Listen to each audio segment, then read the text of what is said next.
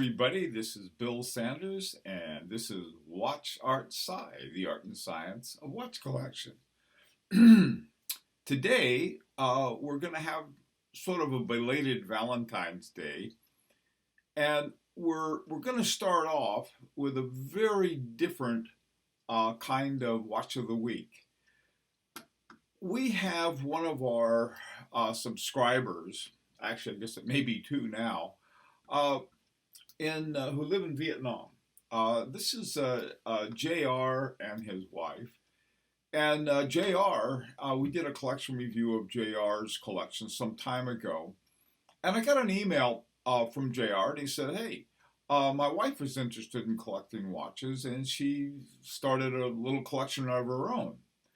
And would you review it? Well, the reviews sort of are backed up. And so I thought I'd do a quick watch of the week, but I wanted to use it to sort of to provide an interesting combination.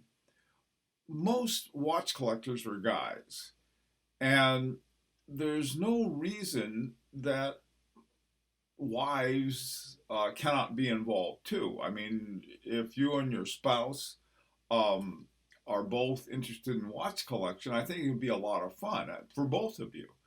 And and also too, I think you're going to find there's some incredibly good advantages to a joint collection over a single collection.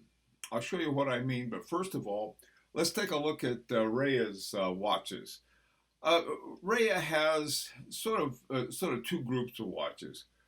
The In the lower right-hand corner, the Blackface Orient is a workout watch.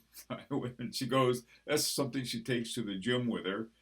And the Oris next to it down there is a really very, very, very cool calendar, a little calendar watch. See, if you can see the little tail on the calendar on the current date, and there's another Orient crystal that she has. It's sort of an everyday kind of watch. Up in the upper left corner is a beautiful green-faced Seiko. It's an Alpine, and this is one I've always liked. I mean, I've always liked that particular model of the Seiko. And next to that is a Doxa. And a Doxa is another one of those really cool watches that they're probably best known for their orange-faced diver's watch and some of the early things they did. In fact, with Rolex, they developed I think they were the ones that jointly developed this helium release valve. Anyway, now to talk to JR or to Rhea, I say, okay, what would you do with your collection? Where would you go with it from here? And my opinion is this: let's go together, okay? And I want to explain why. And so what I wanted to do today is to take a look at some advantages of women's watches. One of the big advantages, in fact, it's a huge advantage, there are a lot of very high horology women's watches for great prices. And I want to take a look at some of those. There's also another thing, too. Some excellent watches for women have the quartz movement. This is something that you have to get around, okay? And by getting around, it's pretty much accepting it. We saw a F.P. Journe watch. Now, we saw the men's version of a quartz watch that he made that starts and stops when you move it. And it started off as a woman's watch. Okay, let's now, Rhea, I tell you, this for your collection, and JR also for a joint collection. So let's see where this goes. Okay, first of all, what I wanted to do is to talk about the whole issue of women's watches and the quartz movement. One of the reasons that a lot of women's watches have a quartz movement is because they're much smaller. That's all. I mean, there's just you can get a lot more accuracy inside of a well, actually any watch with a quartz movement. Now, every year they have uh, two prizes for quote ladies' watches, and this year, 2016, there's one called the by Piaget called the Limelight Gala Milanese bracelet. Okay, it's a gorgeous watch. I mean, this is quite nice, and it is a quartz watch. Okay, it's a gorgeous watch, but it's a quartz watch, and so that's one thing you'll find. You'll find some watches that are considered they're part of high horology, and yet they're quartz. Okay, not every quartz watch is, but some of them are, especially winners of the Grand Prix. Okay, now another thing that I really like about women's watches is there's a lot of creativity. Um, they have watches that I wouldn't wear, but I get for my wife. Uh, One of my favorite watches, it's pretty expensive, is the Cartier part of their Libre collection called the Tank Follet. It's a mechanical wind, and when you look at that, it looks like it got run over by a truck and put together. Either that, or somebody in their first course project in watchmaking school. But this is really a very cool tank watch, and it has all of the features of a classic Cartier tank, except it's sort of like what you see if you're using the wrong kind of drugs. I'll put it that way. Anyhow, so with women's watches, you have a lot of variety that you don't see with guys' watches. Oh, by the way, too, I'm wearing my Resonance, my FP Journe Resident, because it's got to go back to Geneva. I sort of knew it before I bought it that it was probably due for a service. Resonance watches have to have, they've got about a 5 second tolerance, and you should send them back whenever they're out of tolerance on that. And I ran mine on my time grapher, and it is. So I'm going to wear it every until I send it back, which will be Tuesday. Okay, so let's take a look at some more watches for women.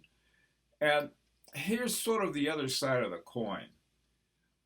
In 2015, Fabergé had a watch called the Lady Complique Peacock. And it won. They have another prize. They have the ladies' best watch, and then they have one called the ladies' high mech prize. Now, how does a company like Fabergé that makes, um, which I better not call foo-foo, but perfumes and jewelry and so forth for women, how do they come up with a high mech watch, and what's high mech about it? Well, there's this company called Agenhor, and Agenhor has uh, both individually and as a group the best watchmakers in the world. Um, and one of the interesting things about it, you see complications that you probably aren't going to see in a man's watch. If you have a typical complication, might be something as simple as a a power reserve indicator, like it's at the top up here, or a moon phase or something like that. But in women's watches, you have other kinds of complications. On that, the Peacock, those there are four feathers in there, and they all move independently of one another, and they have this incredible effect. And you can see in the back that the movement is sweet looking movement. That's not something that somebody threw in there from a cheap kit or anything along those lines. And it's a retrograde, okay? And what makes it special is the fact that each of those, beside the four tail feathers moving simultaneously but independently and at different speeds, uh, that's something that is not easy to accomplish. And if you go back and you look at the records, the Grand Prix records in terms of the winners of women's watches, especially in a high mech, you'll see Ackenhor all over the place with different companies. Okay, so that's sort of a cool thing about women's watches. So while on the one hand, say, well, they're just quartz watches, um, well, there also have some very very cool high mech. Okay, so now let's take a look at this watch. This watch is very interesting. It's a Ulysse Nardin made of steel. It's got a steel case, and it was in condition zero from 1946. Now, I don't know where they found this, but it was probably in a warehouse somewhere, and somebody forgot about it, and so there it is. And they found it, but a brand new condition zero Ulysse Nardin for $852. Now that would really add something to somebody's collection. Okay, so that's one of the ones, and I want to go through and take a look at some of these other women's watches that are pretty good deals. Here's another, a Piaget. Now the Piaget, it doesn't have any illusions about it being a quartz watch. It says so right there in the front, Piaget quartz. That's a gold watch, an 18 karat gold watch, $836. Now its case, it's not new. I'll put it that way. But wow, that's Piaget is a very very good and well recognized brand. And one of the things that if husband and wife or man and woman, whatever relationship is, and they work together on a collection, in a very quick way, they can up it to a totally different level for really not a lot more than they're paying for some of the cheap watches that they have. So it's sort of an interesting kind of back door. I got my wife a Jaeger-LeCoultre Reverso. Did I get it because I love my wife, which I do, or because I really like the Reverso? You take credit either way. Okay, so let's see what else we got here for, this is sort of the sense of a joint collection. Okay, now here is a Cartier Panther. Sort of, it's French for panther. I can say panther better than I can Panther. $583. It's steel and 18 karat gold. I love the case on this one. This is a good looking watch.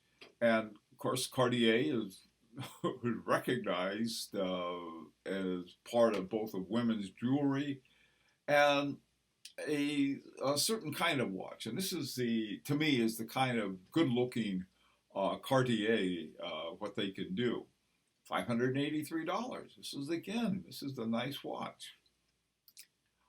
Here's another Cartier. Now this one is a Cougar, and it's only $643. Again, 18 karat gold and steel and quartz. But it's got that cool crown. I like the crown that they put on with a little jewel on top that Cartier has. And look at the bracelet on that thing. A gold and steel bracelet. Man, I tell you, that to me, if I were a woman who was stepping out and people saw that, they would say, this is very good taste.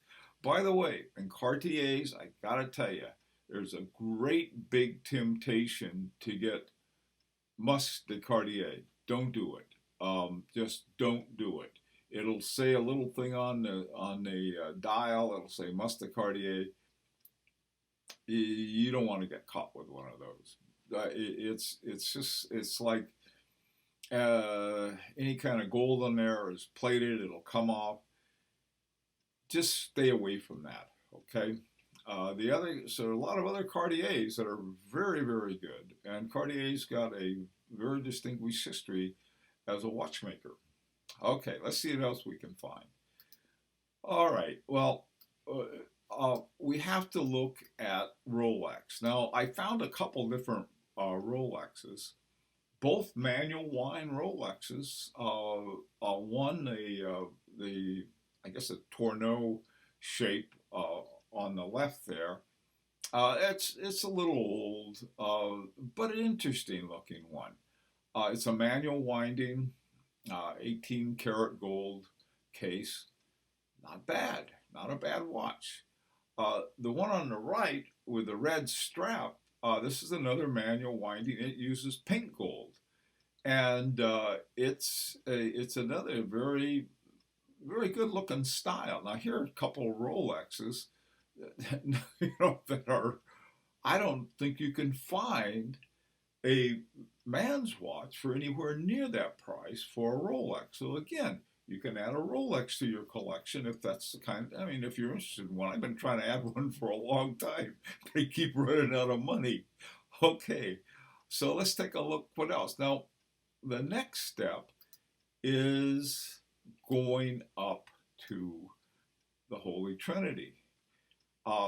I looked around for that a lot, and I couldn't find anything under $1,000, but I found something pretty close. This Audemars Piguet for $1,286. Now this is without doing any kind of haggling, so you might get it for $999 or something. And it's very unusual because it has a silver case.